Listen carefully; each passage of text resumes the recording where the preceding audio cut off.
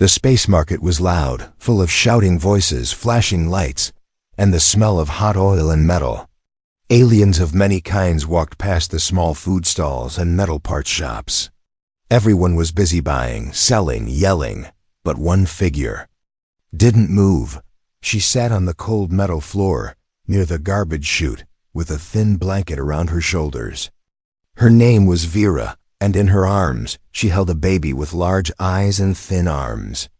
The baby coughed softly, too weak to even cry. "Please, someone help," Vera whispered. She was dirty. Her hair was matted. Her clothes were torn. No one wanted to look at her. One merchant passed and spat near her. "Get away from my shop, trash," another laughed. "A single mother? Worthless. She should have sold the child for credits." Vera didn't answer. She only rocked her baby, whispering soft words in her alien tongue. For 2 days, she hadn't eaten. For 3 days, her baby had no milk. She stood up, shaky on her feet, and walked to another booth. "Please," she begged a large, 4-armed alien.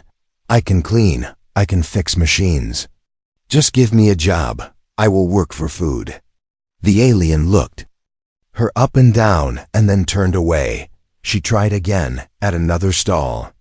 And another. "No, go away. We don't need broken things."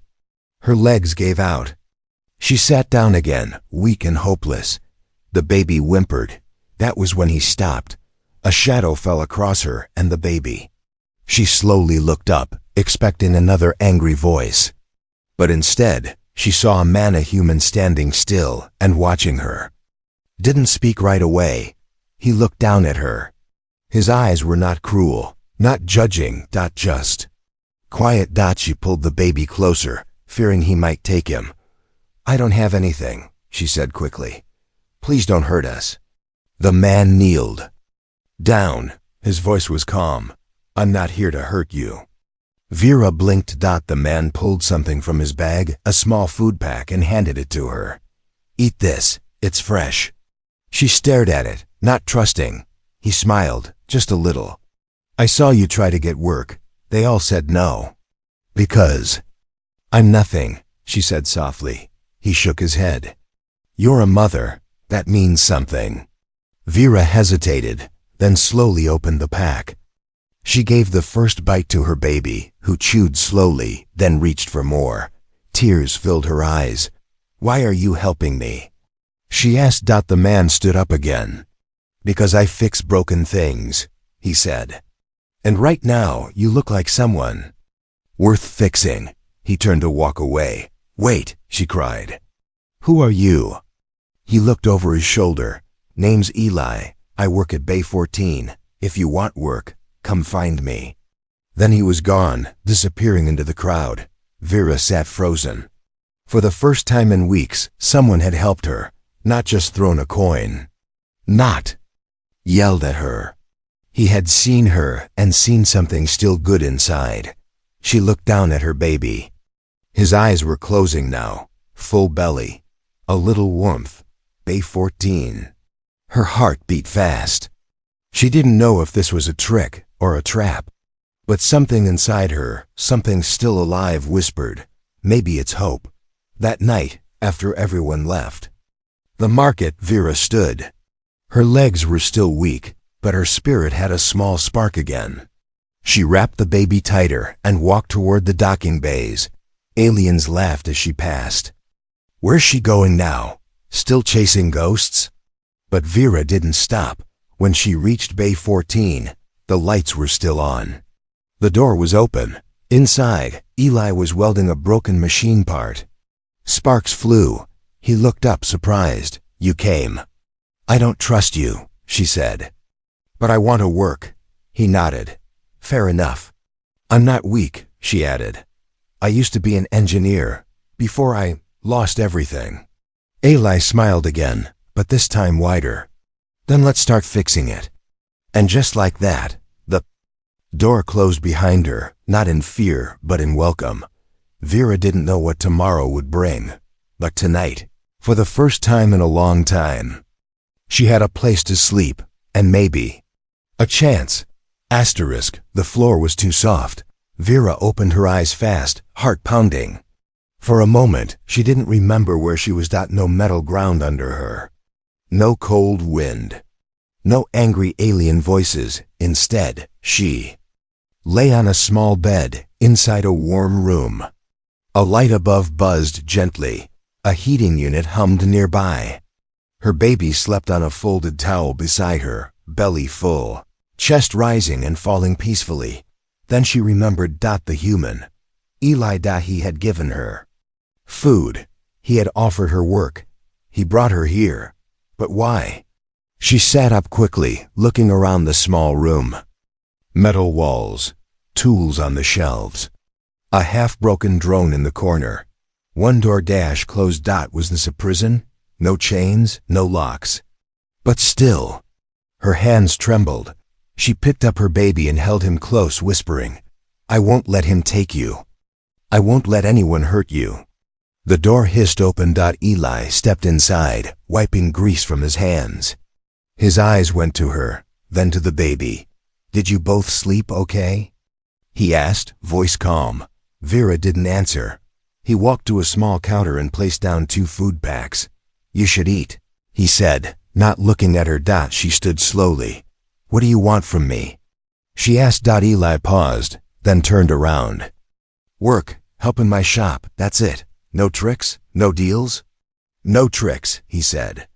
"But I need people I can trust." She narrowed her eyes. "Then I'm not the one you want." Eli didn't argue. He just walked to the other side of the room and sat at a desk. Pulled out a circuit board and started working, like she wasn't. Even there. Vera stayed standing for a long moment. Her legs were shaking again, not from hunger, but from confusion. Why was he so calm? Why didn't he ask for anything? She fed her baby, then sat in the corner, watching him fix the board.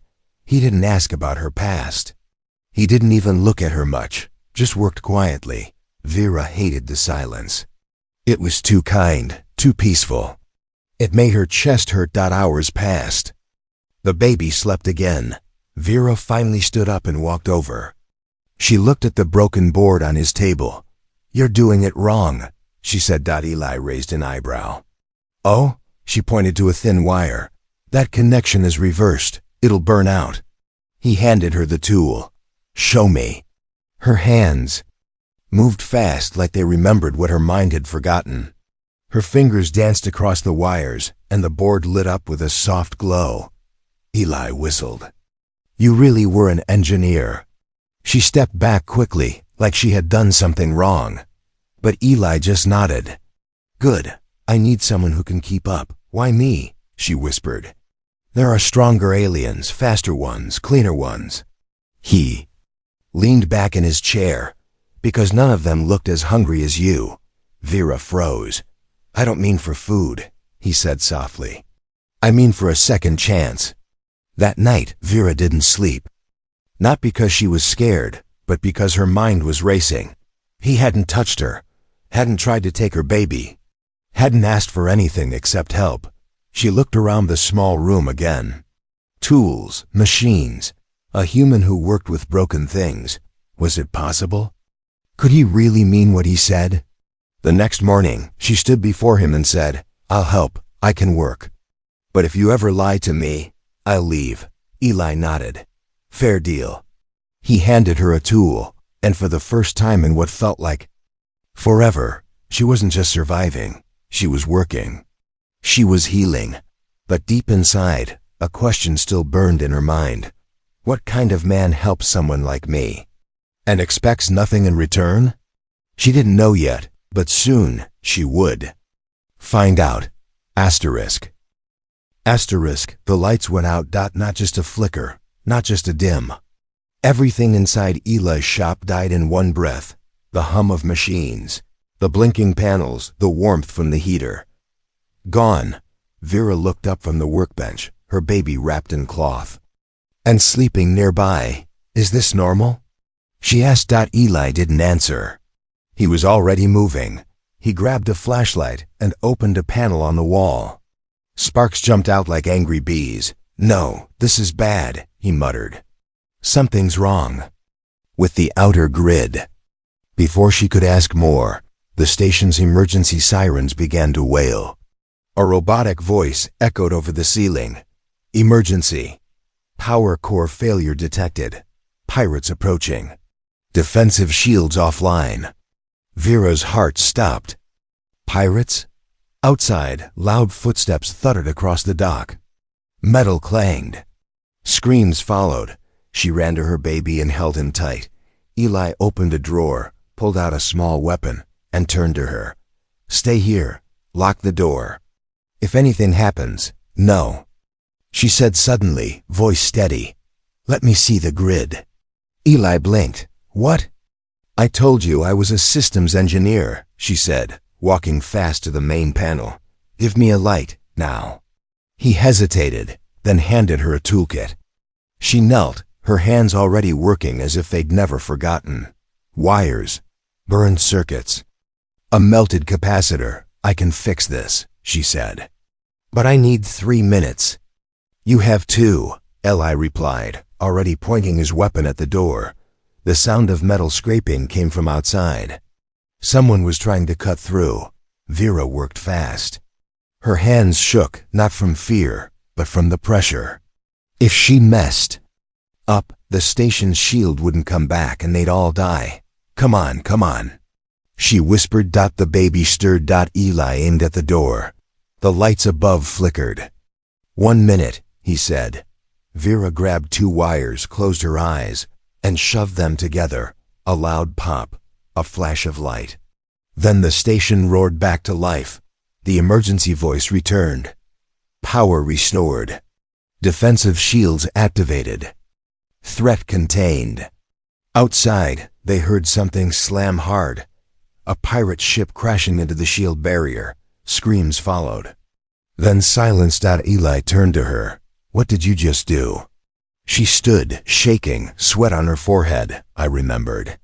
Who I used to be, she said quietly. He looked at her like he was seeing her for the first time. And in that moment, she wasn't a beggar. She wasn't a single mother with nothing.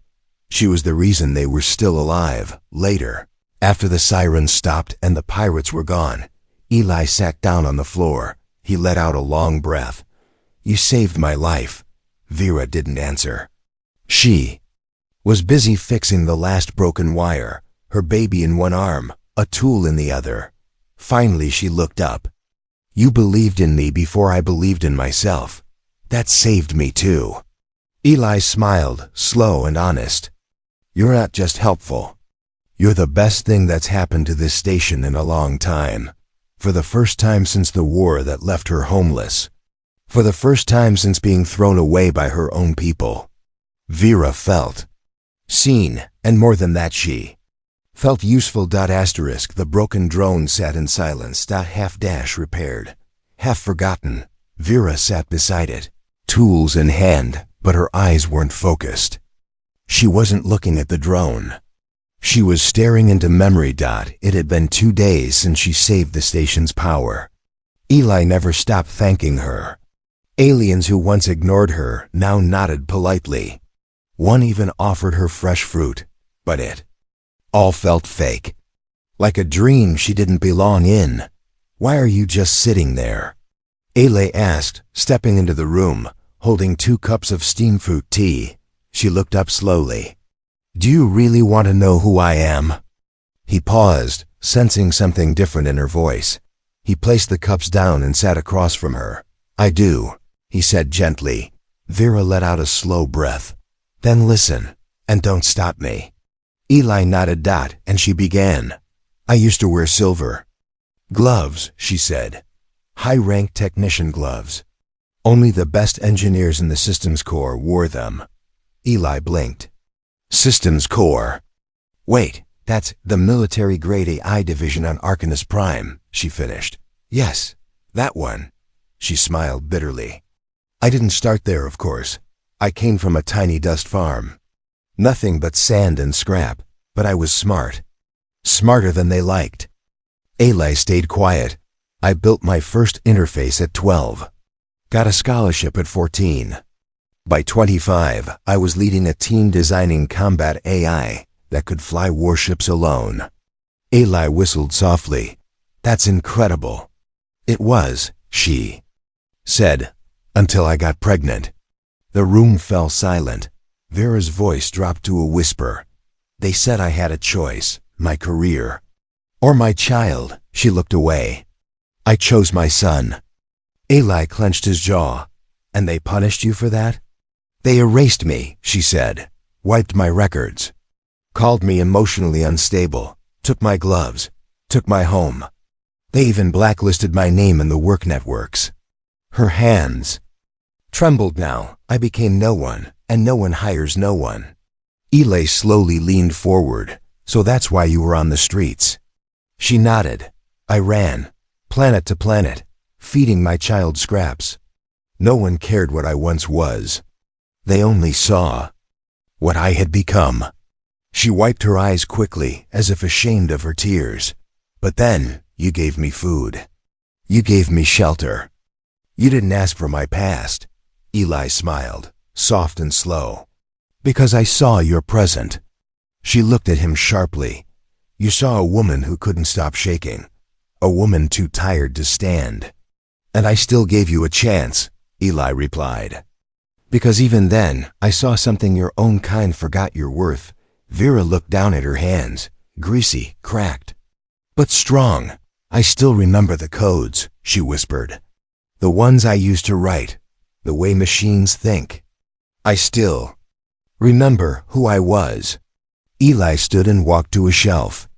He pulled something out, a pair of clean work gloves, not silver, not fancy, but they were hers now. He placed them in front of her. You don't need to be who you were, he said. Be who are. That's already more than enough.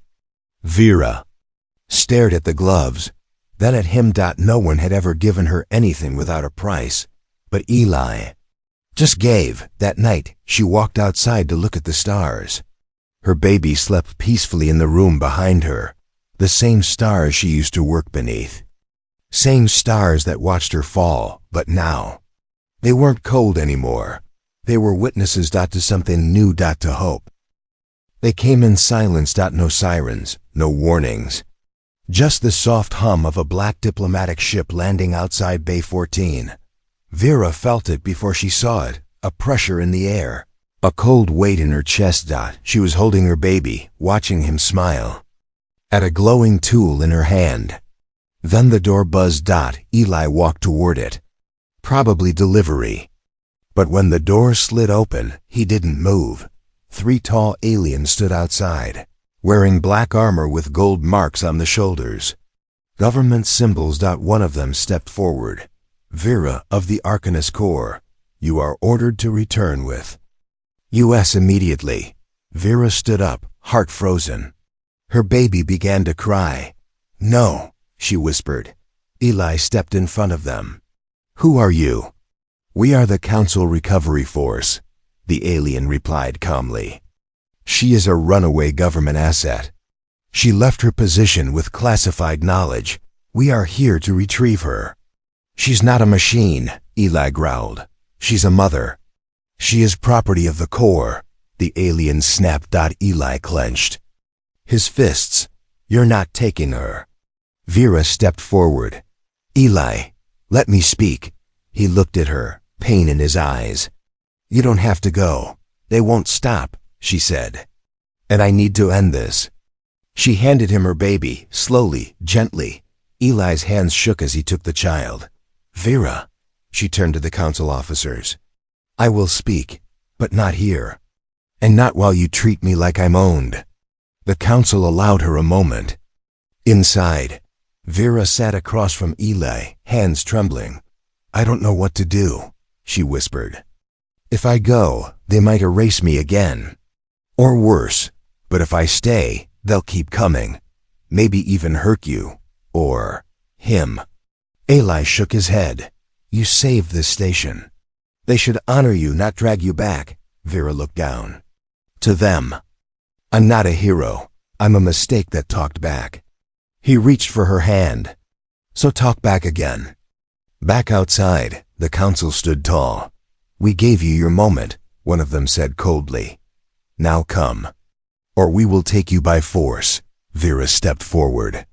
"Before I say anything, I want you to answer one question." They nodded. She pointed at her baby, now held in Eli's arms. "If I come with you, what happens to him?" Silence. Then one officer replied, "He is not registered. He will be relocated, perhaps adopted, or tested." Eli cursed under his breath. Vera's eyes turned to fire. "No. You have no choice." "I do," she said firmly. "I choose the one who gave me food when I was starving, who trusted me when I was broken, who protected my child. I choose the human." The council drew weapons, but Eli stepped between them and her. "You'll have to go through me." A deep hum filled the air. Every machine in Bay 14 powered up at once. Drones, lifters, defenders, all programmed by Vera. She had activated them with one hand behind her back. The alien officers froze. "You trained me to build weapons," she said quietly. "Did you really think I forgot?" One by one, the officers lowered their weapons. "We'll report this. You'll be hunted." Vera stepped beside Eli and held her baby close. "Then let them come. But next time, I won't be so kind." The officers backed away and left without another word. The ship flew off. The sky returned to peace. That night, Vera stood at the edge of Bay 14, watching the stars again. Eli walked up beside her. "You scared me today." She smiled. "I scared myself. You sure about staying?" She nodded. "I chose you, Eli, because you never tried to own me. You just believed in me." He looked down at her hands, calloused, scarred, but strong. "And I still do." The fire started with a whisper, just one flicker. A soft pop in the fuel line. By the time the alarm screamed, the workshop was already filled with smoke. Eli ran through the bay, coughing hard, pulling Vera's sleeping baby out of his crib. The air was thick and black. Sparks rained from the ceiling. "Vera!" he shouted. "Where are you?" A door slammed open. Vera stumbled out of the back room, carrying a charred tool board. Her face was covered in soot, but her eyes were sharp. "I shut down the secondary line," she yelled. "But someone cut the coolant wires." Eli's heart dropped. "Someone did this on purpose?" She nodded. "This wasn't an accident." They both looked at the power core in the center of the shop, a glowing, half-finished engine made of alien tech and human code. The same project they had been building together for weeks, the same invention that could power entire sections of the station cleanly and safely. Now, someone wanted it gone. Hours later, the fire was out, but the damage was deep. Half their tools were melted. The drone system was offline. The power core's casing had cracked from the heat. Eli sat on the ground, rubbing his forehead. "That core was my dream, Vera. A clean power system for poor stations like this. I wanted to give it to the people who had nothing." Vera didn't speak. She was already scanning the wreckage, moving metal aside, checking wires. She found a black mark burned into the wall, a message scratched into the metal. "Humans shouldn't lead. Aliens shouldn't follow." Vera's jaw tightened. It was a warning. "They don't like that you trusted me, that we worked together, that we succeeded." Eli stood. "So what now? They want us to stop?" She turned to him, eyes burning bright. "Then we build it again." The next day, while Eli repaired the drones, Vera went back to the market. She stood where she once begged. But now she stood tall. One by one, she spoke to every merchant who had ignored her before. "I need parts, wires, cooling rods. I'll work for it." Some refused. Some laughed, but a few remembered what she had done, how she saved the station during the pirate attack. Slowly, quietly, they gave her what she needed. One old merchant even handed her a rare stabilizer and said, "You helped us, it's our turn." Back at the bay, Vera and Eli worked day and night. Her baby sat in a basket nearby, chewing on a clean wire and watching them build. Eli rewrote code. Vera reconnected burnt circuits. Together, they did what no alien believed they could. They rebuilt the core, stronger, faster, cleaner. This time, they added a hidden defense system in case someone tried to destroy it again. But the enemies were watching.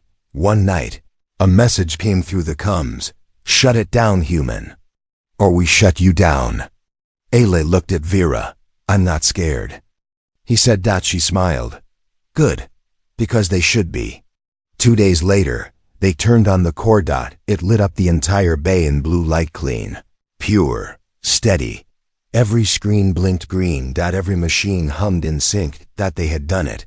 They had rebuilt. A dream from ash and smoke. And this time, the fire would be theirs. The station went dark again. But this time, it wasn't just a glitch. This time, everything stopped. Shops, lights, airflow. Every engine across the lower decks shut down. Panic spread like fire. Children cried. Merchants shouted. Someone screamed. The air pumps are failing. In Bay 14, Vera's eyes snapped open. Her baby stirred beside her, confused by the silence. Eli was already checking the system board. This isn't us, he muttered. It's bigger. Someone hit the main grid. Can our core handle it? Vera asked. It was never designed to power the whole station.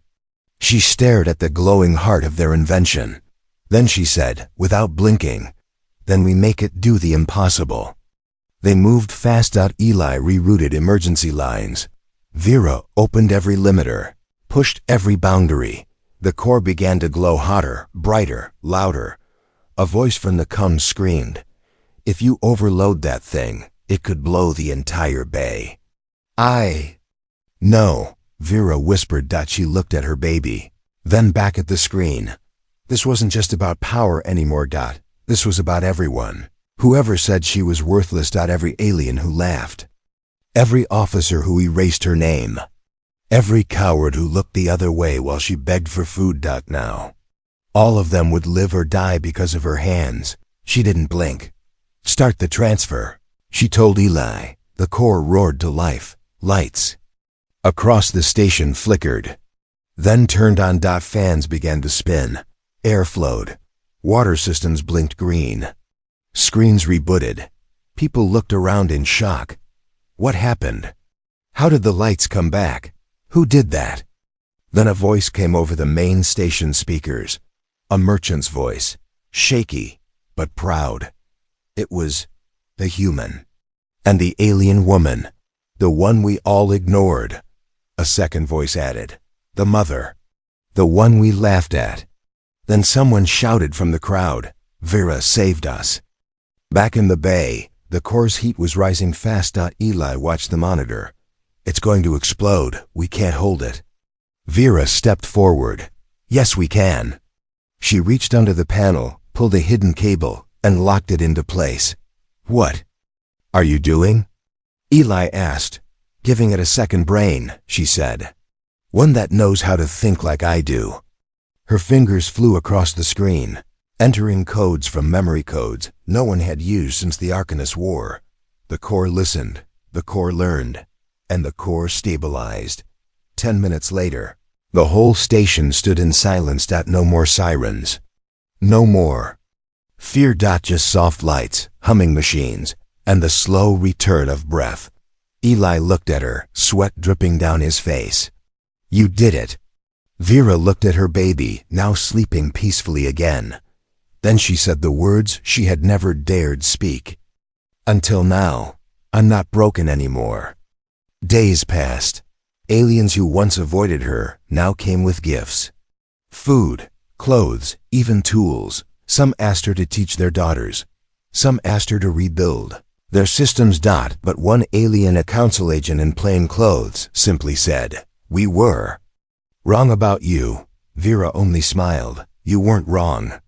You just never bothered to see me at all. A month later, Bay 14 had a new name, Vera Systems. And under it, a small line written in glowing letters, powered by one human's trust and one mother's will.